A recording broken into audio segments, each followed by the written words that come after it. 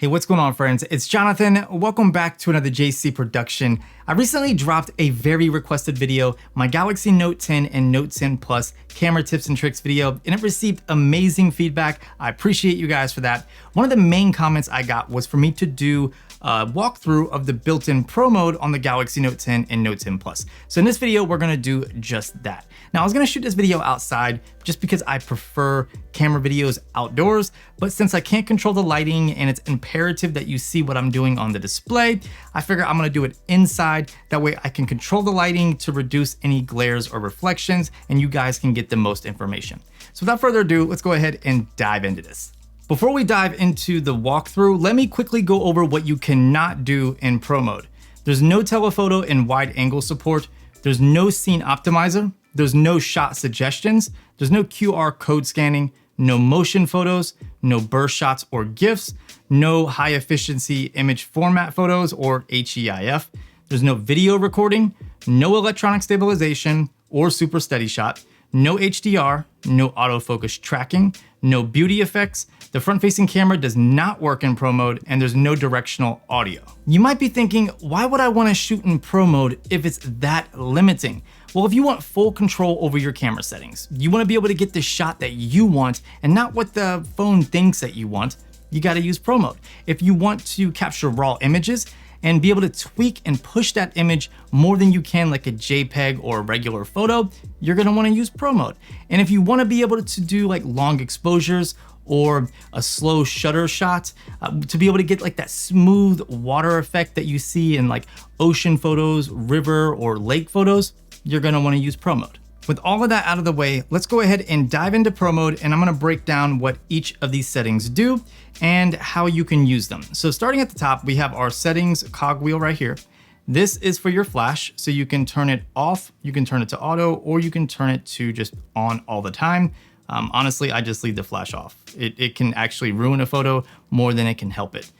This is your timer. So if you wanted to do maybe like a group shot, a selfie, and you have it sitting on a tripod, you can set your timer. I'm sure most of you already know that. You can set it for 2 seconds, 5 seconds, or 10 seconds. Then you have your aspect ratio. So you could do 3:4, 9:16, 1:1, or full. Full is gonna give you the full width of the display. And if you're big on the Instagram, you probably need to go for the 1:1, since that's the more standard format for Instagram, but it does support all of the aspect ratios. I suggest just doing 3:4, and then you can always crop. This little icon right here is for metering.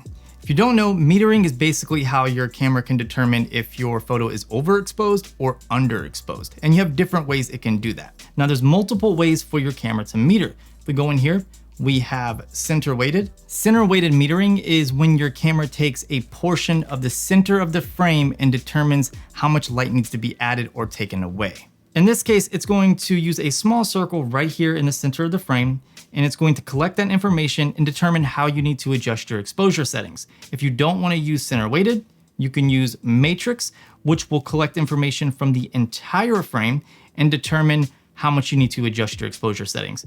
Typically, this is going to be okay, but if you're in an area that's very dim on your subject, but then the background is really bright and you want your subject brighter, you might want to use something like center weighted, or you can use spot metering, which is right here. Now, spot metering is very exact. It's going to pick an exact spot on your frame and meter for that spot. Typically, it's going to follow your focus point. The last setting is for your autofocus. If you tap right here, you're gonna go from center to multi. Now, by default, multi is on, which means that it uses multiple focus spots in order to get your subject in focus. For the most part, this is gonna work really well and you don't need to change it. But depending if you have a very busy background and your subject really doesn't stand out from that background, then chances are it's going to fail. And if it does that, if you tap on it, you can use center focus. Center focus is great because it's only gonna use a center spot on your frame to get focus. This way you know what to expect. Whatever you're pointing your camera at, as long as your subject is right there in the center of the frame, it's going to be in focus. This is a little bit more easier and a little bit more predictable. Of course, you can always tap to focus, and if you tap and hold, you can separate your auto exposure lock from your AF lock. So this is that spot metering that I was telling you about. Wherever you place this, it's going to meter for that exact spot. And this is going to focus lock on whatever you place it on. Here's a quick example. So you can see I'll tap on my subject and then I'll separate the auto exposure lock. I'll lock focus on my subject and then I'll expose for something in the frame.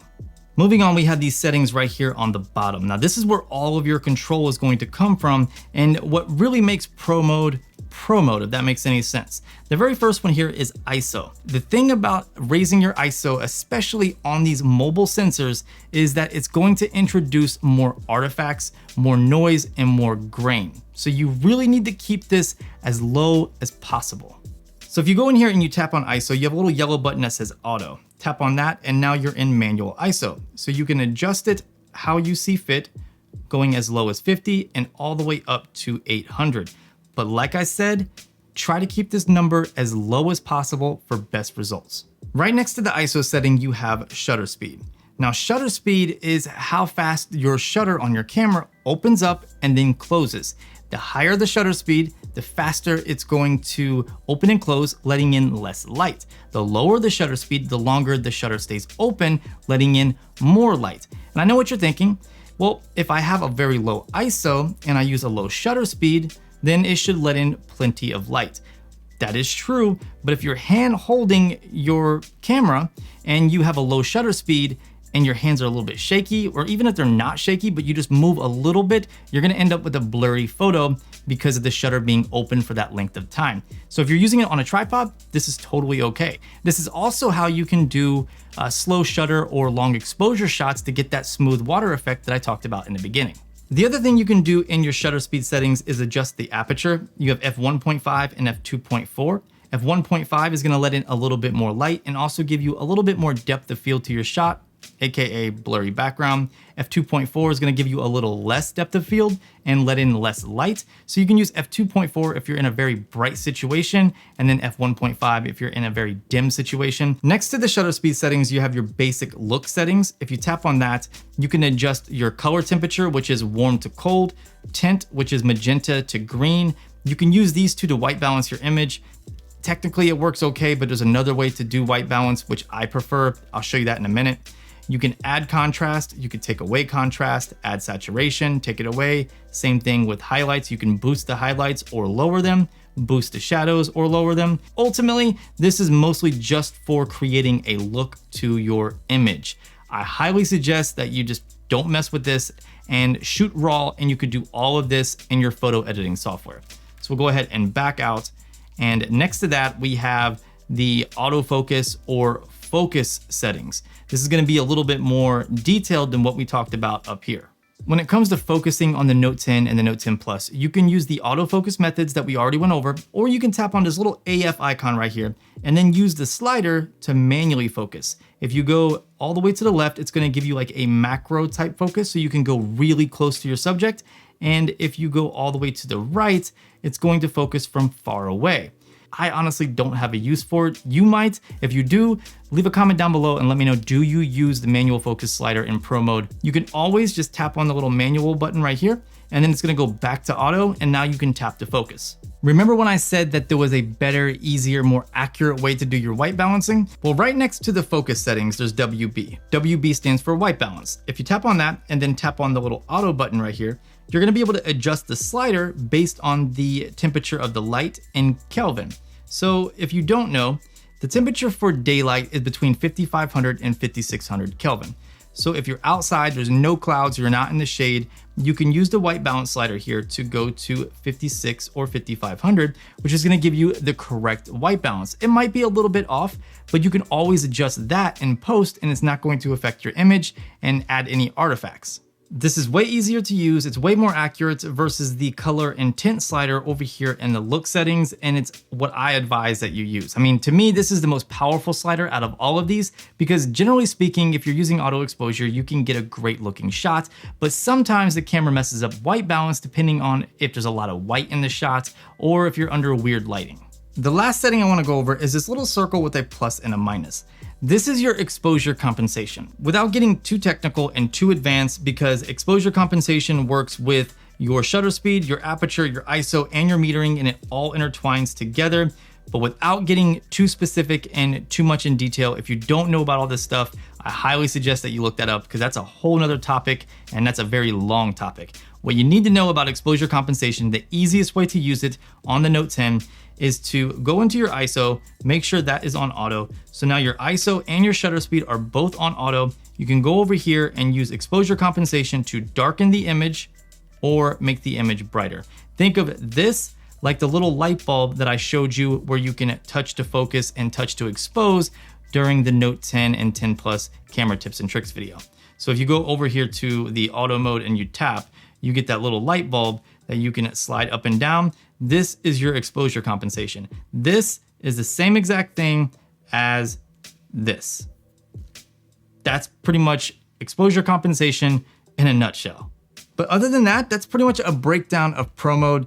All I can say is if any of these did not sound familiar or you don't understand the correlation between ISO, shutter speed, aperture, and metering, look it up. Once you learn that, then start tinkering with the exposure settings. Until then, all you need to know is that this little circle with the plus and the minus is your exposure dial. Dial it up to brighten the image, dial it down to darken the image, and you can leave your ISO, your shutter speed, both in auto. You can always adjust your aperture right here, however you see fit. The biggest advantage of Pro Mode in my eyes is the ability to capture a raw image. You can leave everything in auto, the exposure, the white balance, everything. As long as you're capturing a raw photo, you can tweak almost all of these settings minus the shutter speed and the aperture in post in order to get the photo that you originally thought you were going to get. This means that you can tweak the white balance even as long as you're editing the raw image. If you have any questions, guys, leave them down below. Hit me up on social. I don't mind answering a few. As long as I can answer them, I definitely will. I hope you guys enjoyed this video. I know it was a lot of information, but that's why they call it Pro Mode. If you enjoyed this video, consider giving it a thumbs up. If you're new here, stick around by subscribing. Make sure to click the bell icon so you can be alerted when more awesome content just like this drops. And I will talk to you wonderful people in the next video.